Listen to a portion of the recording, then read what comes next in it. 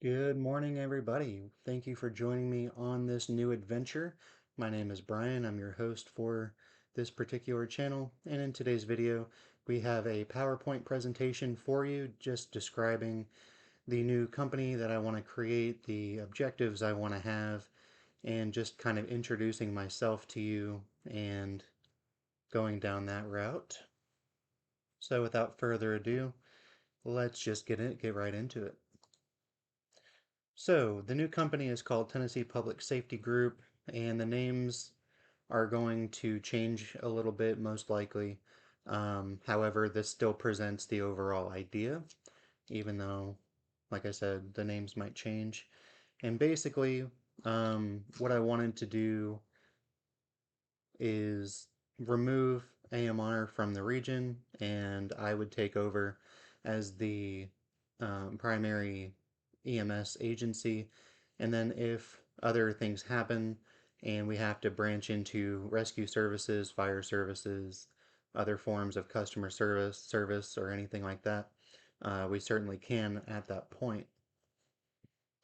So, let's just get right into the PowerPoint. Um, Basically, when we are just going to be the best to point it to say it clearly. I am so not awake yet. All right, so who are we? As I said just a second ago, we are a combination of various companies that are going to be controlled by one communication center and only a handful of department chiefs. So it'll be a very close-knit, tight-knit, seamless organization.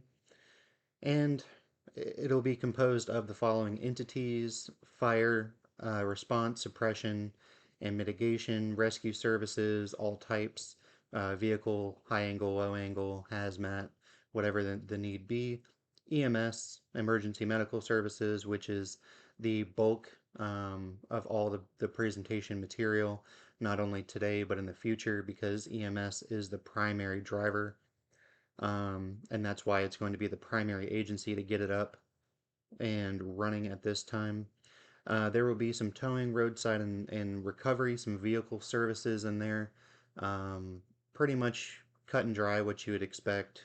Breakdowns, run out of gas, change tires, things like that. Um, we're going to have an armed security presence, and that's also fairly cut and dry. We can contract out for services to gain revenue and kind of support everybody together when it comes to the financial burden of public safety. And also, it'll have some abnormal special circumstances, such as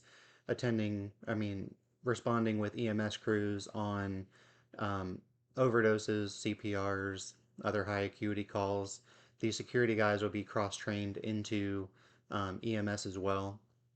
And so they'll be also a first response asset to the company to essentially cut down response time, increase the number of hands on a call, things like that. Go on welfare checks at 2 o'clock in the morning, just because we all know how dangerous those could be, and things like that. So obviously, this is going to be evolving as time goes on, but this is the overall identity. And then, of course, a communication center, because no company can do everything, or a company cannot survive without a seamless communications division. So that's fairly straightforward. And like I said, the names are probably going to change. I don't think I can use the county's name as a private company, but yeah, you never know.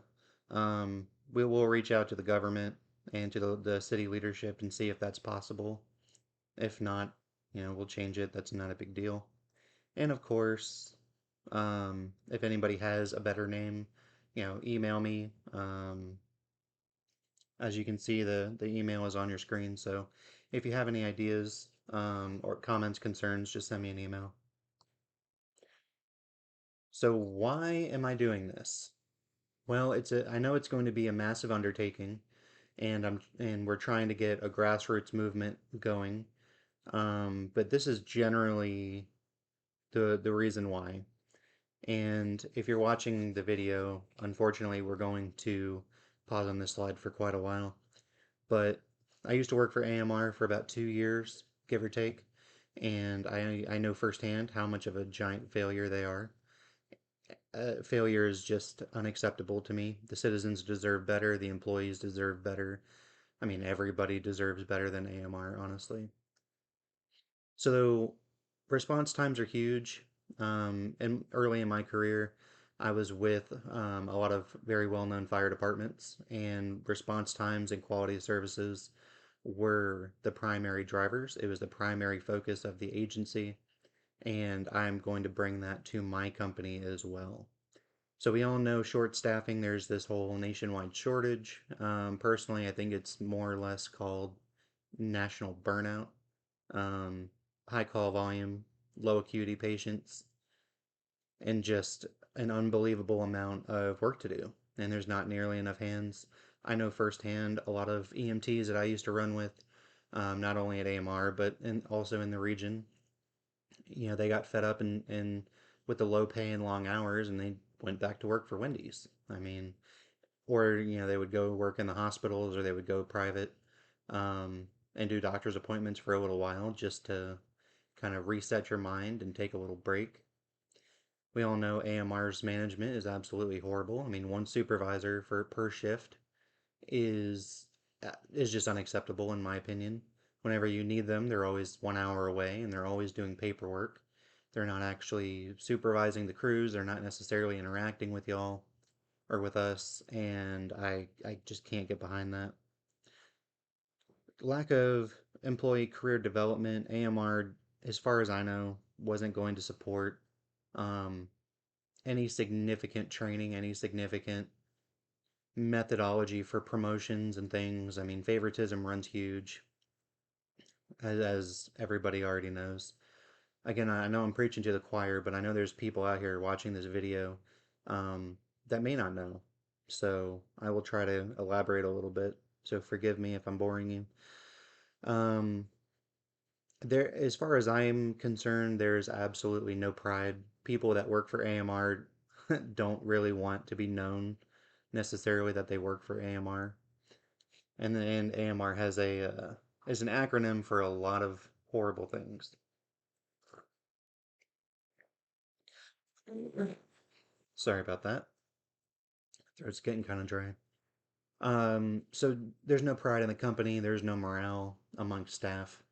I know when we were getting burned out and we were getting irritated and people were calling out a lot, their solution was some breakfast, which was tasty and that was nice, and a soda machine. And it's like, okay, how about days off? How about more people? How about better equipment? How about anything meaningful? And they're like, ooh, sorry, just can't foot the bill. So then, and all of that creates burned out employees. When employees get burned out, their quality of care goes down, compassion goes down, everything falls off a cliff, and you know you just don't want to be there anymore. You're mad all the time. You're tired all the time. Every call just gets on your nerves, no matter how serious or how you know how silly it could be. You just don't have any more good days, and just an overall lack of training opportunities. When I was there, AMR never pushed for follow on training, whether it be ACLS, PALS, all of your trauma certs, or anything like that. You know, they were not big on sending people to outside schools to advance their skills or get their confidence up or whatever. They prefer to do it all in house, and they do it in a very crappy way. I'm not going to sugarcoat it. They have their own EMT academy. When I left, they were starting to implement or trying to implement a paramedic academy. And honestly, I wouldn't trust any of those people that they've trained with my dog, let alone you know, my family or humans. It's absolutely unacceptable. So how can we change things overall? And this is kind of, I know it sounds kind of silly to say, but we have to create companies. We have to get a grassroots movement. We have to hire and then retrain most of AMR's employees. I'm not I'm not willing to accept the backgrounds that some people are going to have with AMR. And again, I've been there and I've done that and I've worked with them, so I know what I'm getting myself into in that regard. And yes, a lot of them will need to be retrained. Oh well, is what it is. Put safeguards in place for EMS crews, fire, other forms of employment or other types of employees, my bad. And I have a few more slides on that, but essentially it boils down to hour restrictions to prevent fatigue and vehicle crashes. It's station-based operations model so that you can rest, you can eat, you can watch TV. You're not living in an ambulance like a homeless person, as the current status is. Effective leadership is essential with my 16 years and the staff that, or the chief staff that I'm going to create. That is definitely not going to be an issue. Leadership will be replaced if they become ineffective or if they become hostile, if they, become detrimental to the overall mission, then even the leadership will be replaced. I need to find a progressive medical doctor to approve and authorize and develop all of our protocols. Basically, we will have the most advanced scope of practice for providers in the region, if not the state, and ideally the entire country. I want to make this agency nationally accredited, nationally known, and I have our reputation put out there to make other agencies go, holy crap, look at what they're doing. So that's going to all the major agencies, taking all their best protocols and combining them into one massive set of highly advanced protocols for everybody.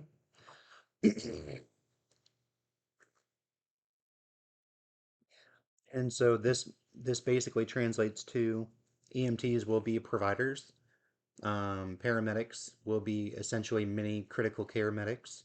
Critical care will have pretty much a nursing spectrum, and so on and so forth. Everybody moves up. Quality care gets pushed to the lowest denomination that I feel they're capable of doing, along with a rigorous training program, extremely high standards, and a long checkoff process should be the recipe for that. The chain of command is fairly simple. Have more leadership at the lowest levels, such as AICs, as FTOs, lieutenants, captains, and all of that.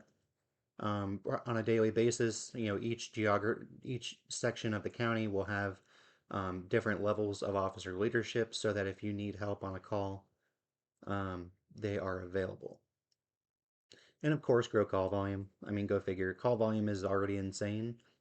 Um, but you can always have more, and the more calls we run, the more people we can hire, and the more money we make, the more I can pass that down to the employees. And of course, kick out and remove AMR. Now in self-explanatory. So some of the overall goals that I've kind of elaborated on, and I'll kind of just skip for the sense of time. I know we're already getting kind of long, so bear with me. Become the best, establish a agency of excellence and become the best in the country. I want to compare our people to New York, LA, New Orleans, etc., etc., and basically be like, hey, our guys are better than your guys. Let's see here. So I do want to get involved with clinical trials and become innovative to different approaches to medicine, such as um, iPad ultrasounds, such as Dopplers in the field, such as lactate meters and hardcore sepsis protocols that we can get started. Critical care will do blood and chest tubes, things like, so you can kind of get a feel for what I'm talking about, although there's a whole presentation on it. I do want to develop an academy style training center, so I have a strong fire background, in the fire academy style education is what I want to bring to EMS, and essentially self-certify all of our people to the highest, to the appropriate level, obviously for state and national licensure, because you can't do anything without that, and then of course go much further and much more detailed training. and then that academy style will help promote to cross train, and basically, if we do get into the other emergency services, current employees always have first dibs, and the academy style is an easy way of training those employees in their new role. So essentially establish a reputation of excellence, like I said, and be able to compete with other big cities, national organizations, and reign supreme. So we have to be the best, and we will. And then, of course, what I was alluding to earlier, which is support, educate, protect, and elevate employees to their max potential. When you treat them right, they treat you right. When you protect them, they work harder for you. And I learned that in the military, so that's what I'm going to translate over into this new company or companies.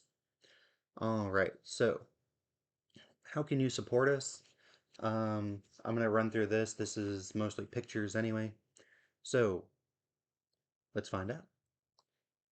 You can support us by Cash App. Um, we need an organic movement, and unfortunately, that requires money. In today's day and age, I can't create companies and buy apparatus and try to hire people without money. So, any donations will go on the website that we'll talk about here in just a second, so that you can see who the donors are and where it's coming from, and support us that way. This is the website. If you would like to donate, obviously the website URL is on the other video screen, and then when you go to that website, this is what you'll see. Follow the prompts below. Same thing with video requests. I have a lot of presentations I'm going to be filming for y'all, but if there's a specific video request, you can make a $5 donation, and that'll tell me you're serious about wanting a video, and I will make said video and post it to the social medias so that you can watch that, you can enjoy. So super chats. One of these days we will be getting around to um, doing live streams, and basically super chats are just my homemade way of interacting with y'all. So you can do donations if they're small dollar donations. I will read them. I may react to them on screen during the live, but I don't. But it's not a guarantee. All donations 20 or above will be read and answered, talked about, discussed live on air. And these will be also for town hall issues, housekeeping issues, anything you're curious about, anything I've confused you about, etc., etc. You can go to the Give, Send, Go website, and this is the campaign that I've raised. So you can go ahead and look at that. This is coming soon. Whenever we start developing our social media accounts, whenever we get plans, these will be different types of monthly subscription style plans to help us develop. Again, social media, I've talked about a few of these already. But we do have Facebook, we do have Instagram. Um, it's either not at Knox County EMS, all one word, all spelled out appropriately, or it's all the letters of KCEMSTN, basically Knox County EMS Tennessee. And you can find us over there. We have a YouTube page, which you may or may, which is probably how you found us. We also have a Rumble page, and you can see it's at Knox County. Same thing with YouTube, Knox County EMS, along with our logo. This is just the Facebook page. We don't have any followers at the moment because I just created it. So if you are interested in the videos we produce, if you're interested in the information, go ahead and join us in this discussion group and little community that I want to create. And then, of course, you can find us on Instagram using Tennessee Public Safety Group as well. So Tennessee Public Safety Group and Knox County EMS are all kind of one and the same.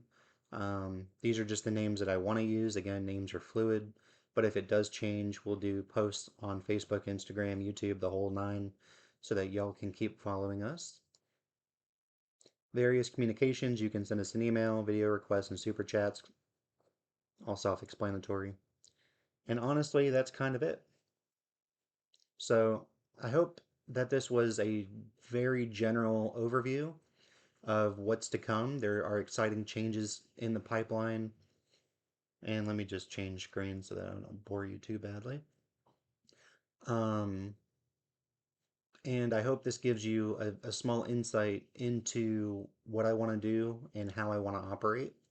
We're going to need a lot of support, so share this with all your friends. Join our Facebook group. If anybody has any questions, just send me an email.